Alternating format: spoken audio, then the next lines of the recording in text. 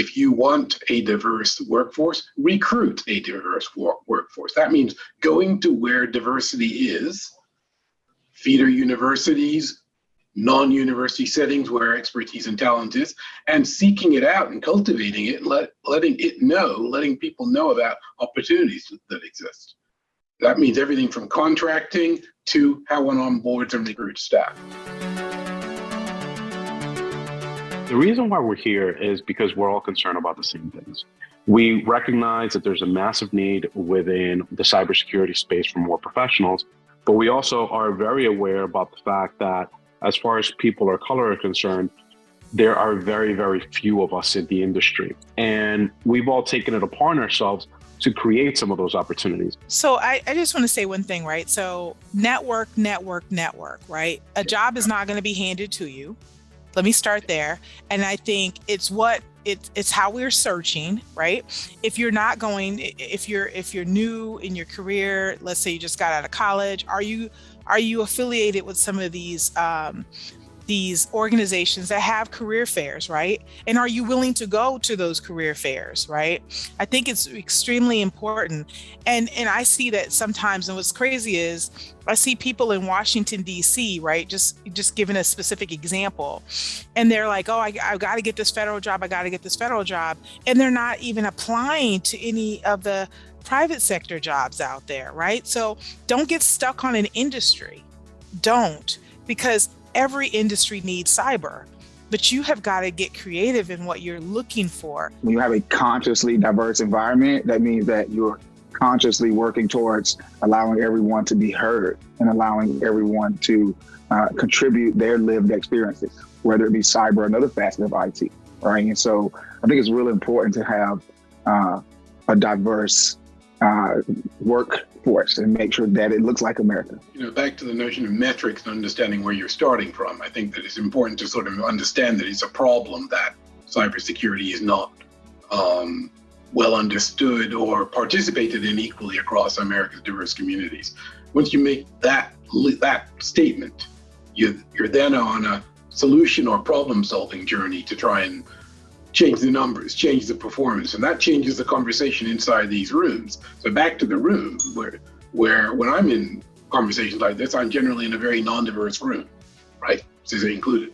I think that room gets more diverse as a result of actual actions and policies that you put in place. Cybersecurity is no longer this outlier. Like for a long time, you've had IT and then cyber over here to the left or right?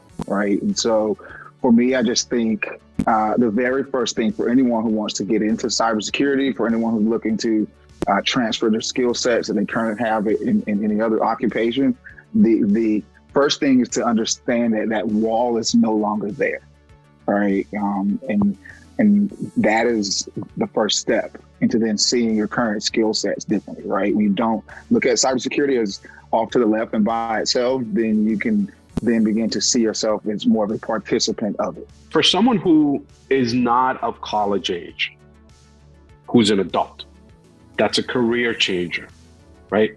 Later in their lives, but they've never worked in any kind of tech-related job. How do they break into the industry? Two things. One, again, is the thinking, right? It's an industry just right like any other.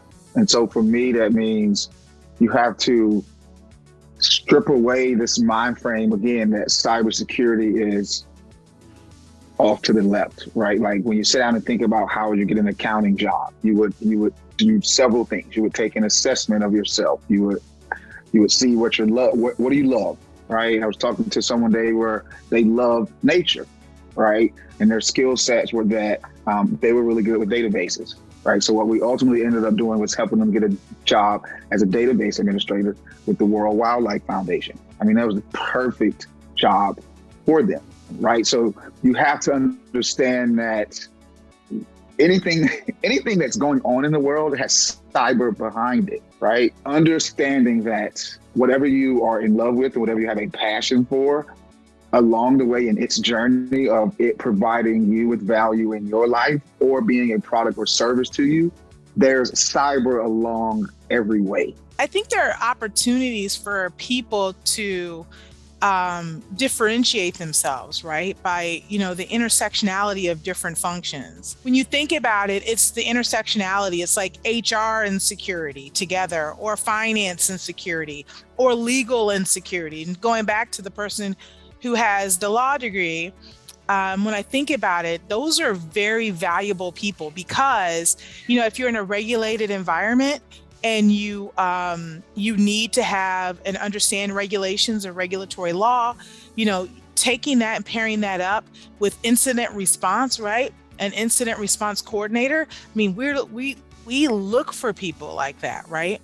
And so it's how do you differentiate yourself? Because maybe you already have a skill, right? And you bring this other skill in. So it's engineering and cybersecurity, right? And I see that people will kind of differentiate themselves and really put it on their resume as a differentiator, right? It's one of the first sentences that they have, and that makes them stand out, right? So don't look at if you're a career changer and you're you're doing something different. Find a way to merge that together and use it as a strength for you. We look forward to continuing the conversation, look forward to continuing to provide educational content such as this one that looks to open the door for people of all backgrounds to come into the industry. As you've heard today, there's a massive, massive opportunity for folks that are hungry, people that have a desire to improve the economic condition of themselves and their families.